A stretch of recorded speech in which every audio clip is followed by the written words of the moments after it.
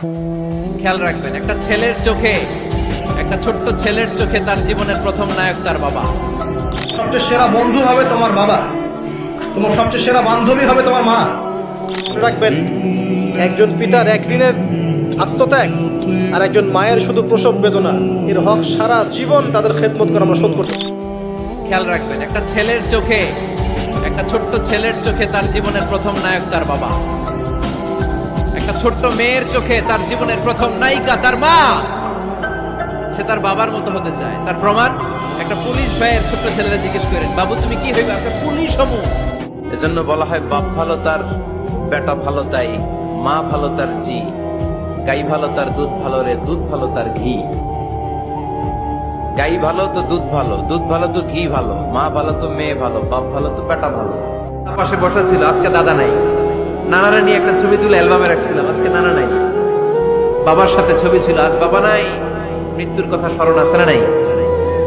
প্রয়োজনে আব্বা আম্মার সাথে বা নিজেদের ফ্যামিলি গ্রুপ পিকচার তুলতে পারবেন, এটা অ্যালবাম বন্দি করে রাখেন, কিন্তু টাঙিয়ে রাখা যাবে? রাখবেন আপনারা? আর রাখবেন না। অনেকে কুকুরের শো পিস কিনে, কুকুরের, বিড়ালের, কুমিরের শো পিস কিনে শো কেসে সাজিয়ে রাখে, আছে না নাই? সুজানগরে বোধহয় এগুলো নাই, তাই না?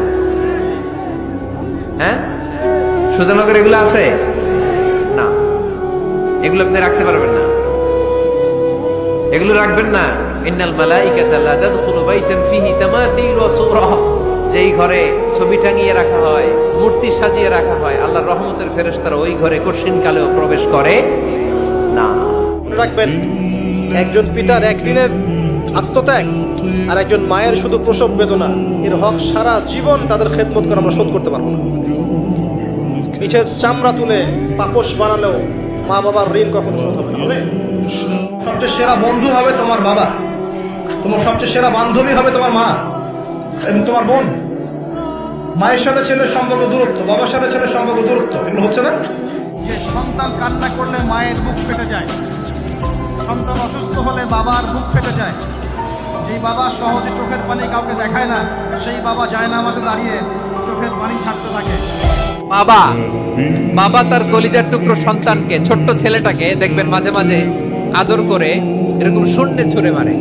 তো মেয়েটাকে শূন্যে ছুঁড়ে মারলে দেখবেন মেয়েটা খিলখিল করে হাসে, খিলখিল করে হাসে। ও যদি নিচে পড়ে ওর হাতও ভাঙবে, পাও ভাঙবে, তারপরেও হাসে। কেন হাসে? কারণ মেয়েটার বিশ্বাস আছে যে আব্বু আমারে ছাড়বে না, আব্বু আমাকে ঠিকই ধরে ফেলবে। চিল্লায় বলেন ঠিক কি না? কিয়ামতের দিন আপনার নাম ধরে, আপনার বাবার নাম ধরে ডাকা হবে। তুদআউনা ইয়াউমাল কিয়ামাতি বিআসমাইকুম ওয়া আসমাই আবাইকুম। কিয়ামতের দিন তোমার নাম, তোমার বাবার নাম, যখন আপনাকে ডাকবে ফেরেশতারা, আপনার নাম এবং আপনার বাবার নাম ধরে ডাকা হবে।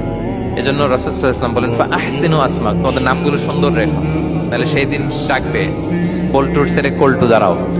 তখন এই কোটি কোটি মানুষের সামনে আপনি এই নাম নিয়ে দাঁড়াবেন আর লজ্জায় পড়বেন। আর যদি বলে আব্দুর রহমানের ছেলে আব্দুল্লাহ, আসো, কত সুন্দর।